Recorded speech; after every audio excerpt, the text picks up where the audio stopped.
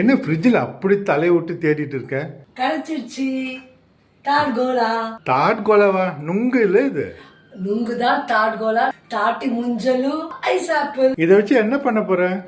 मैं तुम्हारे लिए டாட் கோலா शरबत बनाऊंगी. நான் உனக்காக டாட் கோலா शरबत செய்ய போறேன். शुरू करें. पहले டாட் गोले को छीले. முதல்ல இத उरिपों. अब सारे छिलके हटा दिए. You can also say निकाल दिए. எல்லா தோலையும் எடுத்தாச்சு.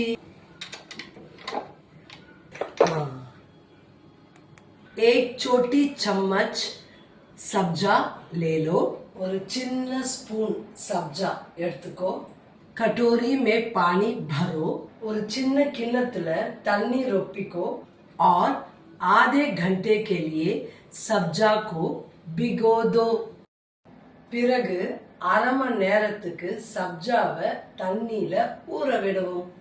इसे छोटे छोटे टुकड़े में काटो. இத சின்ன சின்ன பீசஸா கட் பண்ணிக்கோ.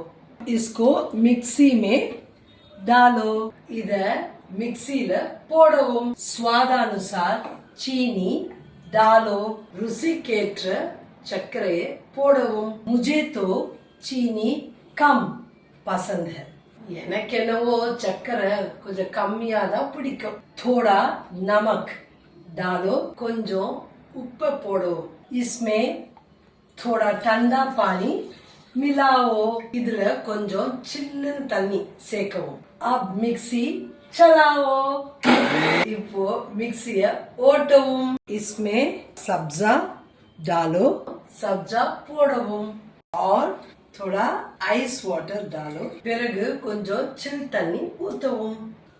और पिसा हुआ டாட் கோலா. பிறகு அரைத்த நுங்கை அதுல சேர்க்கவும். अब इसको अच्छी तरह से मिलाओ. இப்போ இதை நல்லா கலக்கவும். வாவ். நம்ம இந்த ரீல் வழியா எத்தனை verbs கத்துக்கிட்டோம். பிகோனா, டால்னா, மிலானா, பனானா. சரி, உங்களை ஒரு கேள்வி கேட்கிறேன். நான் இங்க சொன்ன சப்ஜா விதைய பிகோதோ அப்படி நான் சொன்னேன். அதாவது அதை சோப் பண்ணி வைங்கன்னு. இப்போ இதுவே துணி ஊற வைக்கிறதுக்கு அது ஒரு சென்டென்ஸ் எப்படி பண்ணணும்ன்றது சொல்லுங்க. இந்த ரீல் வழியா நம்ம எத்தனை விஷயங்கள் கத்துட்டோம். முக்கியமானது இந்த வெயிலுக்கு ஒரு நல்ல நுங்கு ஷர்பத் எப்படி செய்யணும்னு கத்துக்கிட்டோம். அது இல்லாம முக்கியமானது ஹிந்தி எப்படி படிக்கணும், எப்படி பேசணும்ன்றதை கத்துக்கிட்டோம். Follow, like and share. Have a wonderful day.